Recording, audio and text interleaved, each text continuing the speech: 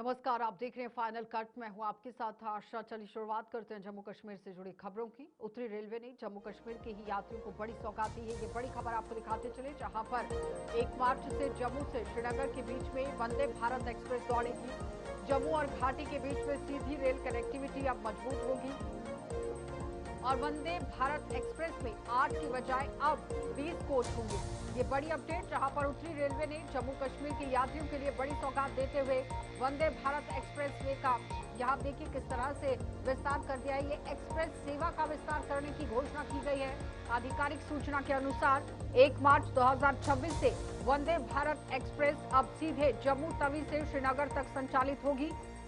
इससे पहले ये ट्रेन श्रीनगर और कटरा के बीच में चल रही थी, लेकिन अब इसे जम्मू तक बढ़ा दिया गया है। तो रेलवे अधिकारियों ने बढ़ती हुई यात्रा की मांग को लेकर और यात्रियों की मांग को देखते हुए ट्रेन की कोच संरचना में भी बदलाव कर दिया है। पहले ये 8 कोचेस की वंदे भारत रैक के रूप में संचालित हो रही थी, जिसे अब बढ़ाकर 20 कोच कर दिया गया है। इस विस्तार से कश्मीर घाटी और जम्मू क्षेत्र के बीच में सीधी रेल संपर्क सुविधा मजबूत होगी और यात्रियों को इसका ज्यादा और आरामदायक एवं तेज यात्रा का लाभ मिलेगा। ये कदम जम्मू कश्मीर में रेल कनेक्टिविटी को और सुदृढ़ बनाने की दिशा में महत्वपूर्ण माना जा रहा है। लेकिन पर्यटन के लिहाज से अगर देखा जाए तो जम्मू के भी रास्ते खोल रहे हैं। और साथ ही ये बताते चले कि जहां पर जम्मू के लोगों की ये पुरानी मांग थी कि इसे यहाँ पर रुकवाया जाना चाहिए, यहाँ से भी आप देखिए किस तरह से अब संचालन शुरू कर दिया गया है। तो टूरिज्म को काफी तरीके से बढ़ावा मिलेगा। कारोबारियों का जो काम रुका हुआ था, अब वो बढ़ने की उम्मीद है।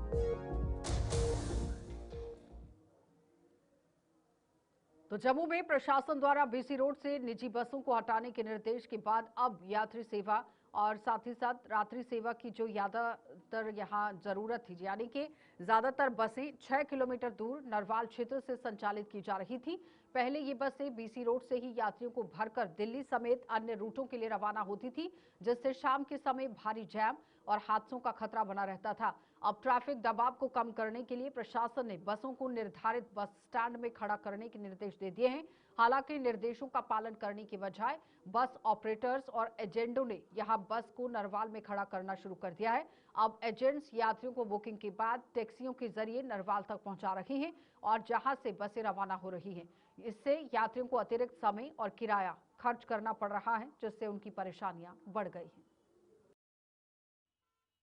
लंबे रूटों की बसों का स्थान बदल दिया गया है। प्रशासन के द्वारा निर्देश दिया गया था कि बीसी रोड पे जो बसें यानी कि लंबे रूट पे जो बसें चलती हैं, दिल्ली, चंडीगढ़, जो बाहरी स्टेट में बसें चलती हैं, उन बसों को जो है वो बस स्टैंड में खड़ा किया जाए, क्योंकि बीसी रोड पे काफी ज्यादा ट्रैफिक देखने को मिलता है, जिसके चलते प्रशासन के द्वारा ये निर्देश दिया गया। लेकिन ऑपरेटर्स और एजेंटों के द्वारा जो है वो स्थान को ही बदल दिया गया।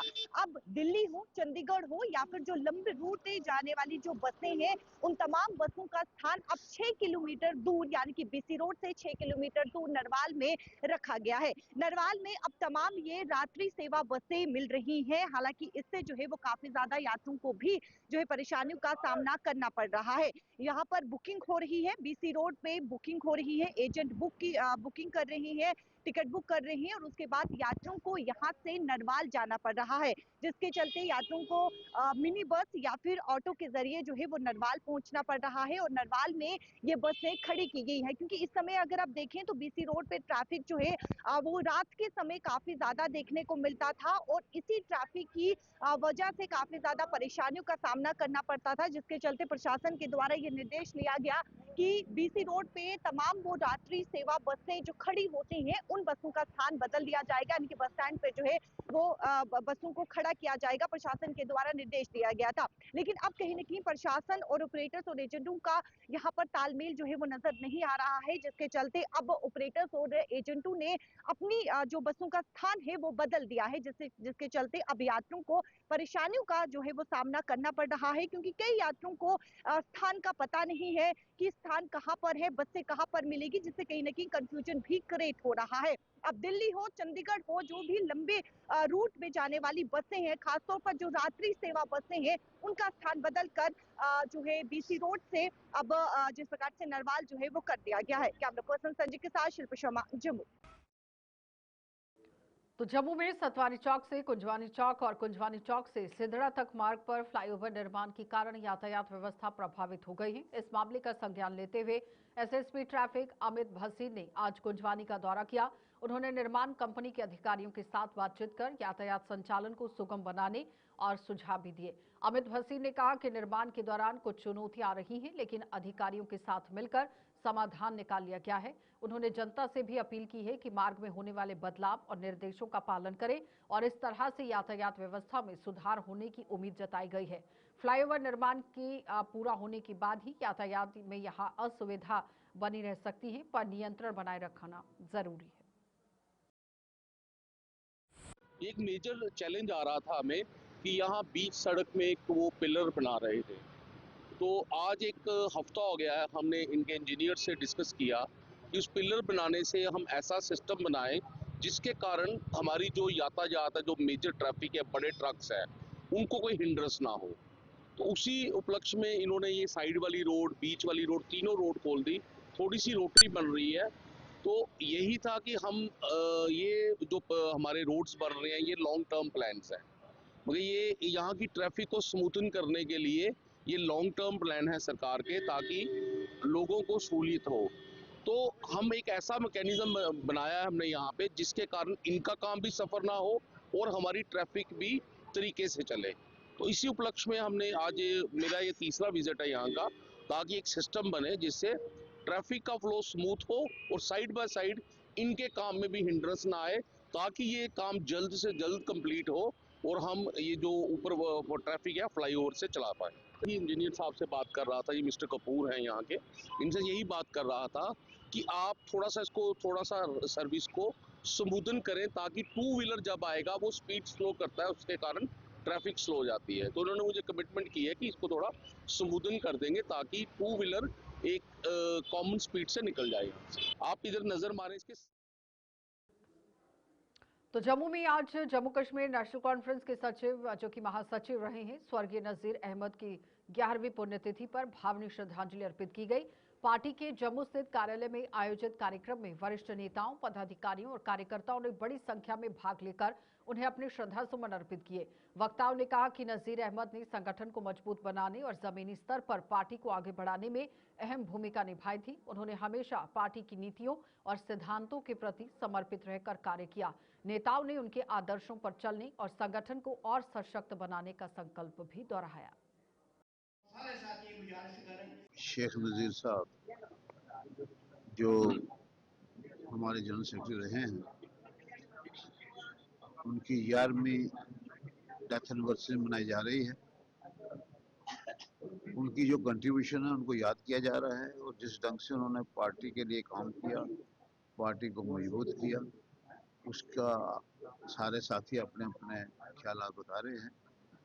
और सबसे बड़ी बात जो शेख नजीर साहब की थी, वो शायद किसी पार्टी में नहीं है, किसी लीडर में नहीं है। उसने सेल्फलेस सर्विस की। उन्होंने कभी ये नहीं कहा कि मुझे एमएलए बनना है, एमएलसी बनना है, एमपी बनना, कुछ बनना है। अगर वो चाहते तो कुछ भी बन सकते थे, मगर उन्होंने डेडिकेट किया अपनी लाइफ को for the national government, for the people of the Jammu and Kashmir. और इस मौके पर हमारे जो साथी हैं उनको श्रद्धांजलि दे रहे हैं, हम भी श्रद्धांजलि पेश करते हैं और उम्मीद रखते हैं कि हमारे जो नेशनल। ब्रेक के बाद एक बार फिर आपका स्वागत है। बिश्नाह के गांव मझुआ में एक युवक का शव मिलने से क्षेत्र में सनसनी फैल गई है। सुबह दूध बेचने के लिए घर से निकला युवा अभी तक वापस नहीं लौट पाया और लोगों ने इसकी सूचना पुलिस को दी। मौके पर पहुंची बिश्नाह पुलिस ने शव का पंचनामा तैयार कर लिया है, उसे पोस्टमार्टम के लिए भेज दिया। मृतक के परिजनों ने बताया कि युवक का कोई विवाद या दुश्मनी नहीं थी। वहीं पुलिस ने शव के आसपास के इलाके में जांच शुरू कर दी है।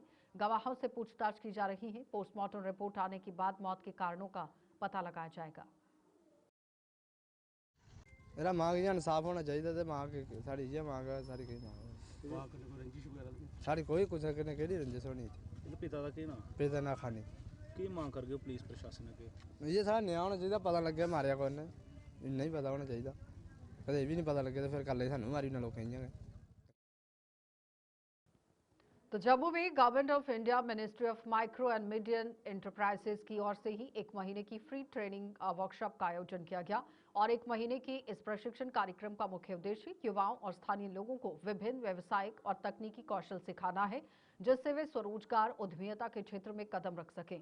वर्कशॉप में उद्योग विशेषज्ञों द्वारा प्रैक्टिकल ट्रेनिंग दी जा रही है और इस पहल से क्षेत्र में रोजगार के अवसर बढ़ने की उम्मीद जताई जा रही है। यहाँ पे 1 मंथ की एक वर्कशॉप है, स्किल प्रोग्राम है, एंटरप्रेन्योरशिप स्किल प्रोग्राम। ये MSME वाले मतलब कि करवा रहे हैं। फर्स्ट टाइम जम्मू में इन्होंने ये वाला स्किल मतलब कि उनको हैंडीक्राफ्ट को दिया है, अदरवाइज इनके अलग अलग कंप्यूटर वगैरह के चलते हैं। तो ये फर्स्ट टाइम इन्होंने बोला कि वुमेंस के लिए कम से कम मतलब वुमेंस भी ऐसी के आ जाती, स्पेशल वुमेंस का है ये यहाँ पे। तो इन्होंने सब मतलब कि एक प्लेटफॉर्म मिल रहा है। जम्मू में शिरोमणि अकाली की जम्मू कश्मीर इकाई ने जम्मू को अलग राज्य देने की मांग उठ रही है और इसकी कड़ी निंदा की है। प्रदेश के यहाँ आप देखिए अध्यक्ष जो कि नरेंद्र सिंह हैं, इकाई के प्रदेश अध्यक्ष नरेंद्र सिंह ने आज प्रेस कॉन्फ्रेंस में कहा कि मांग सांप्रदायिक मानसिकता वाले लोगों द्वारा उठाई जा रही है, जिनके लिए समाज में कोई जगह नहीं। उन्होंने स्पष्ट किया कि जम्मू कश्मीर को 5 अगस्त 2019 से पहले की स्थिति में अगर जल्द बहाल करना जरूरी है तो नरेंद्र सिंह ने जम्मू और कश्मीर में शांति, समरसता और सामाजिक सद्भाव बनाए रखने पर भी जोर दिया। उन्होंने लोगों से अपील की कि वे ऐसे असंगत और विभाजनकारी मुद्दों से दूर रहें और क्षेत्र की अखंडता को बनाए रखें।